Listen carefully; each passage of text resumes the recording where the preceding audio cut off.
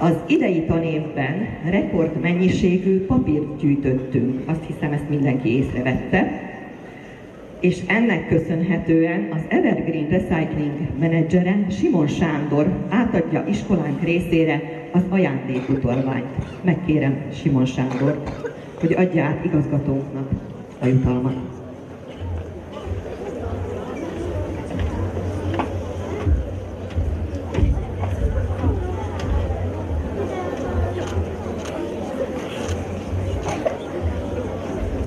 Kedves diákok, kedves szülők, kedves pedagógusok! Köszönetet jöttem mondani ide Párkányba, Dunaszerdahelyről. Fantasztikus dolog, hogy ennyi lelkes szív, ennyi lelkes szülő támogat egy ilyen fantasztikus projektet, amit régen, emlékezzünk vissza, mi szülők, ez normális volt, hogy papírt gyűjtöttünk. Csak hogy az a helyzet, én a statisztikát mondom, és a jelen helyzet kicsit szomorú, mivel hogy egy digitális világban élünk, ti is észrevettétek, az igazgató úr is említette, hogy egyre nagyobb teret kap a digitális világ, a kütyük, a telefonok, amiket én megmondom őszintén szülői szemmel ellenzek. Emlékszek, mikor én is ennyi idős voltam, mint ti, és ezt a napot vártam, hogy megkapjuk a bizonyítványt, hazamenjünk és kezdődjék a vakáció. 2 hónap élményekben teli, egyszerűen elmondhatatlan élmény volt úgy átélni egy nyarat, hogy nem volt telefonunk,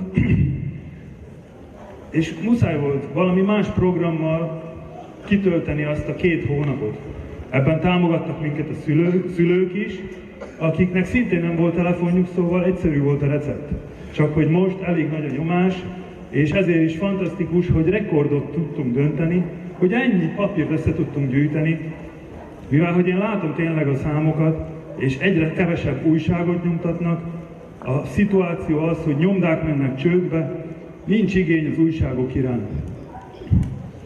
Holott milyen jó kezünkbe venni egy régi újságot is, akár egy friss újságot is, átlapozgatni, meginni a kávét, meginni a teát, és ezt nektek szülők, nektek mondom, példát kell mutatnunk a gyerekeknek. Most csináljunk egy ilyen kisebb projektet, hogy jön a nyár, próbáljuk meg hanyagolni a telefonokat, és vegyünk helyette egy újságot, ezzel is támogassuk a magyar újságokat Szlovákiában. És nem is szaporítanám a szót, gyerekek, ti is fogjatok kezetekbe ceruzát, papírt, rajzoljatok, olvassatok, játszatok, másszatok fára, legyetek boldogok, és ez esetben ezért is szeretném most már visszatenni a mikrofon, és szeretném átadni ezt a díjat. Gratulálok még egyszer, és remélem jövőre találkozunk újból.